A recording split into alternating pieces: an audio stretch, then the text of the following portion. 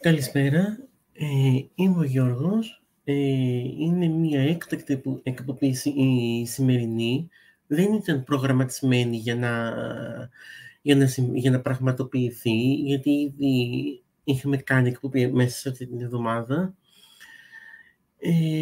Έχουμε εξελίξεις όσον αφορά την υπόθεση στο έγκλημα στα Τέμπη. Ο Νίκος ο Πλακιάς, ο πατέρας των δίδυμων κοριτσιών από την Καλαπάκα, αποκάλυψε ότι τα οστά που βρέθηκαν στο κουλούρι της Λάρισσας, στην ιδιόκτητη αυτή περιοχή που άφησαν τα πάζα και τα συντρίμμια μετά το πάζωμα και του χώρου του εγκλήματος, ότι τα οστά αυτά ανήκουν στις κόρες του. Μισό λεπτό να σας δείξω λίγο και το σχετικό απόσπασμα.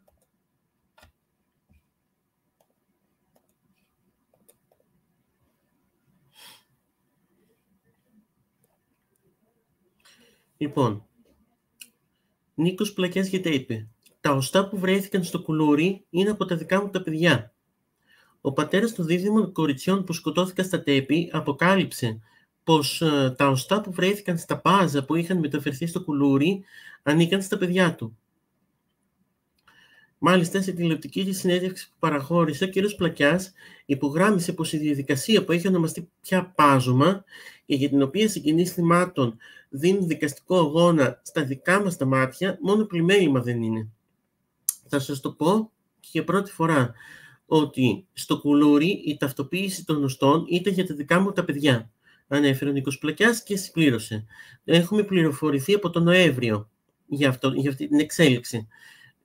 Μιλάμε για την τοποθεσία κουλούρι, η οποία ήταν η τοποθεσία όπου πήγαμε εμείς οι γονείς τον Νοέμβριο για να δούμε τα βαγόνια και να δούμε πού πήγαν τα παιδιά μας.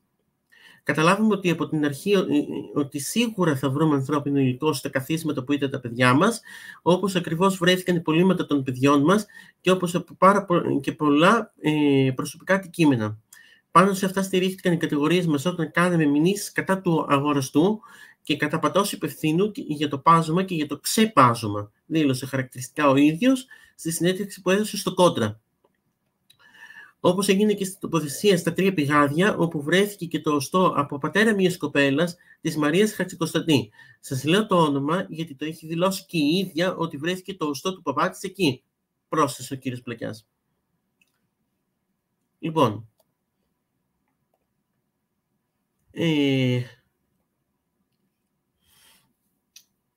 αυτή την πληροφορία εγώ την είδα σήμερα το πρωί. Ή σήμερα το μεσημέρι για να είμαι πιο ακριβής στα λόγια μου.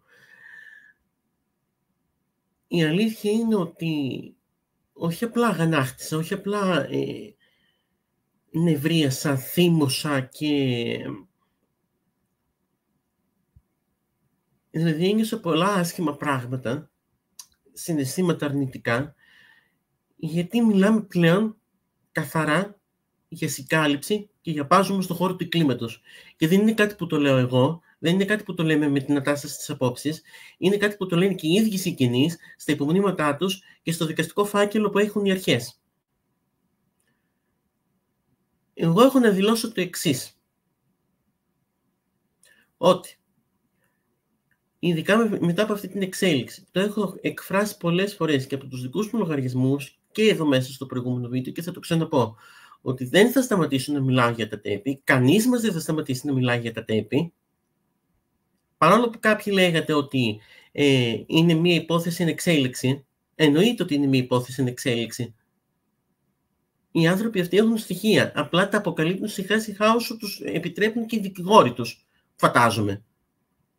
Γιατί δεν μπορεί είτε ο κύριος Πλακιάς ή η κυρία Μαρία Καριστιανού ή ο κύριος Ασλανίδης απλά να βγουν και να αποκαλύψουν πράγματα τα οποία μπορεί και να μην επιτρέπεται βάσει του νόμου. Η αλήθεια είναι ότι ακόμα και τώρα αυτή τη στιγμή που σας μιλάω και κάνω αυτό το βίντεο, είμαι ακόμα έξαλλος. Δεν έχω ηρεμήσει. Γιατί μιλάμε για 3 κορίτσια, και όχι μόνο 3 κορίτσια, που είναι 57 οι άνθρωποι που χάθηκαν, συν πόσα άλλα ορφανά DNA που βρέθηκαν στα συντρίμμια. Αλλά εγώ θα μιλήσω για τη δικιά μας την πόλη που θρηνούμε 3 κορίτσια. Τη Χρύστα, τη Θόμη και την Αναστασία. 21 και 20 ετών αντίστοιχα.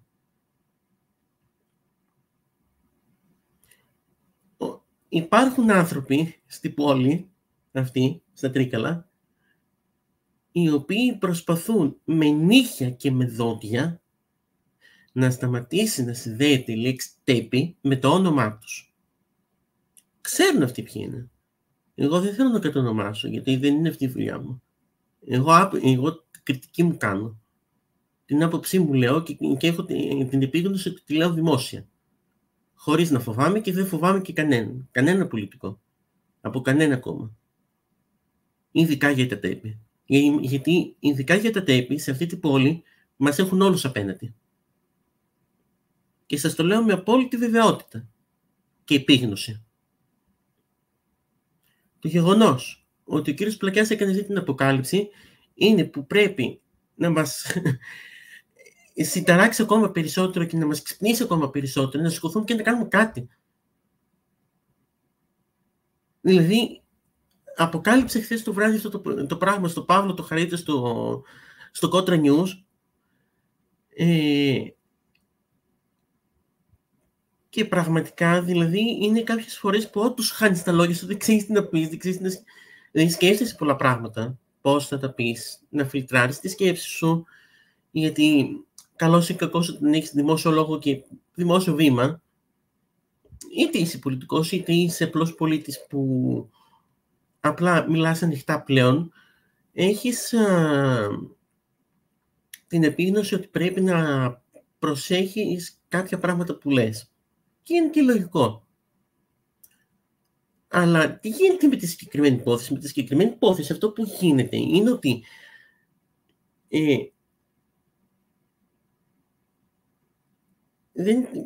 συγγνώμη, έχασα τα λόγια μου. Πραγματικά έχασα τα λόγια μου. Είναι ότι δεν έχει ανοίξει ρουθούνη. Πού είναι η εισαγγελέας του Αριού Πάγου? Η κυρία Δηλίνη, που έλεγε ότι στους συγγενείς όταν πήγαν να τη δουν, πήγαινε στην εκκλησία να ζητήσει τη βοήθεια. Τι κάνουν οι αρχές? Υπακούν στις εντολές του αγοραστού, ο οποίος πλέον όντως κατηγορείται ανοιχτά γιατί του έχουν κάνει μήνυση πόσοι συγγενείς, γιατί αυτός ευθύνεται για το πάζωμα. Γιατί αυτός ευθύνεται για το πάζωμα. Βέβαια θα μου πεις, υπάκουσε και αυτός σε μια εντολή. Ναι. Στην εντολή του Τριαντόπουλου, του υφυπουργού παρά το πρωθυπουργό, μέσα από το γραφείο του Μαξίμου. Αυτή είναι η αλήθεια. Δεν είναι κάτι που το λέω εγώ.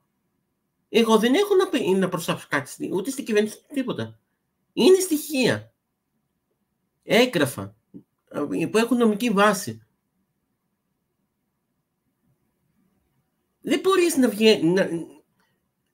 να σε καλούν ως βασικό μάρτυρα και κατηγορούμενο πλέον στην Εξεταστική Επιτροπή που ήταν παραδεία, ως πρώην Περιφερειάρχη που ήσουν υπεύθυνος για το πάζωμα την ίδια νύχτα του δυστυχήματος και στην επικαλείστη τη σιωπή. Από πού και ως πού? Από πού και ως πού?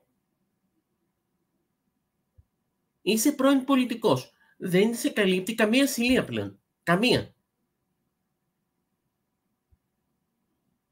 Αν είσαι αθώος, απλά το μόνο που κάνεις είναι να πεις ότι ξέρεις τι, είμαι αθώος, αλλά είμαι και στη διάθεση των αρχών. Αν βρείτε κάτι, ας μου προσθέσετε κατηγορίες.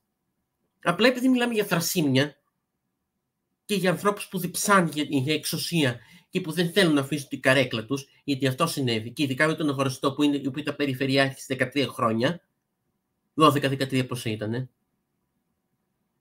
Αυτό είναι το θέμα. Ότι αυτός ήταν ο υπεύθυνος που έδωσε την εντολή για το πάζωμα.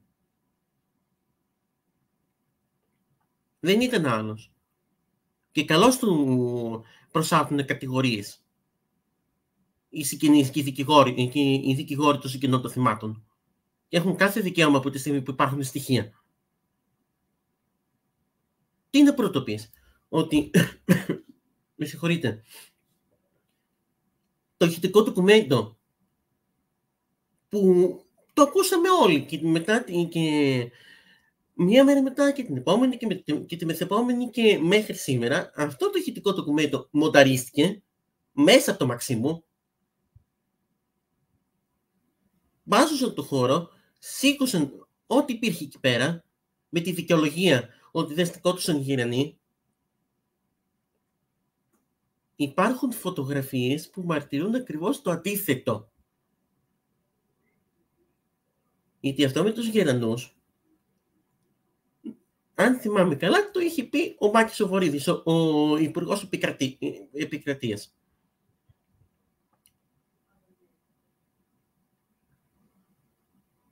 Δηλαδή αυτό που συμβαίνει αυτή τη στιγμή, που βρέθηκαν, από τη στιγμή που υπάρχουν στοιχεία, παρατριχάμενοι των πολιτικών από τον οποιοδήποτε πολιτικό, δεν μπορείτε να το χρησιμοποιείτε ως δικαιολογία για να σβήσετε τη λέξη τέπη δίπλα από το όνομα των πολιτικών, ειδικά αυτών που είναι πλάκησαν στην Εξεταστική Επιτροπή, που η στάση τους ήταν απαράδεκτη και χυδαία. Ο Μαρκόπουλος που έλεγε ότι είναι η Γουρλίδικη Επιτροπή και το διασκέδαζε, η κυρία Παπακώστα, η οποία επιβραβεύτηκε για τους σκόπους της και για το δύσκολο αυτό έργο, όπως είπε ο Άδωνης ο Γεωργιάδης, επιβραβεύτηκε και έγινε υφυπουργός στο Υπουργείο Κοινωνικής Συνοχής και Οικογένειας, εννοείται, και όχι μόνο αυτή, και άλλοι 15 άτομα. Όσο και να το παλέψετε, όσο και να προσπαθήσετε να το καλύψετε, τα τέπη θα σας συνοδεύουν και για μια ζωή.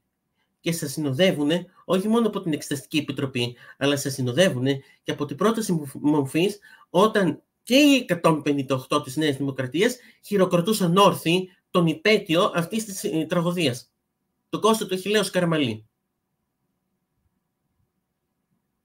Με μανία κιόλας. Χειροκροτούσαν τον ένοχο, γιατί αυτός ήταν ο πραγματικός υπεύθυνος για την τραγωδία αυτή. Και θα είναι. Και θα είναι. Γιατί εκεί πάτησαν στο 41%, το 50% του πληθυσμού. Και εννοείται ότι ο λαός τους γύρισε την πλάτη. Τους έδειξε και τους έφτασε στο 28. Μέσα σε ένα χρόνο. Δεν υπάρχει καμία δικαιολογία. Ότι φταίγαν οι προηγούμενοι, ότι υπήρχαν διαχρονικά προβλήματα, ότι ήταν ένα ανθρώπινο λάθος και τέτοιο. Από το 19, αυτή η κυβέρνηση μας έχει φορτώσει τη φράση της ατομικής ευθύνης. Ατομική ευθύνη για το ότι δεν πρέπει να κυκλοφορείς έξω και να μείνεις σε καραντίνα γιατί υπάρχει πανδημία. Ατομική ευθύνη γιατί είσαι υπεύθυνος ότι πρέπει να εμβολιαστείς για τη δημόσια υγεία. Ατομική ευθύνη για τα πάντα. Η δική σας ατομική ευθύνη ποια είναι? Ο ελληνικός λαός δεν είναι ηλίθιος. Ο ελληνικός λαός είναι αυτός που σε βάζει στην εξουσία και ο ελληνικός λαός είναι αυτός που σε καρατομεί και σε στέλνει σπίτι του. Η Μαλβίνη Κάραλη είχε πει κάποτε ότι η κυβέρνηση Πουλισσά να μείνει στην εξουσία σε χώρα πτωχευμένη, είτε έχει και άλλα περιθώρια να φάει, είτε φοβάται τη φυλακή. Η συγκεκριμένη κυβέρνηση ανήκει στη δεύτερη κατηγορία. Γιατί την πρώτη κατηγορία την έχει ξεπεράσει εδώ και 5 χρόνια.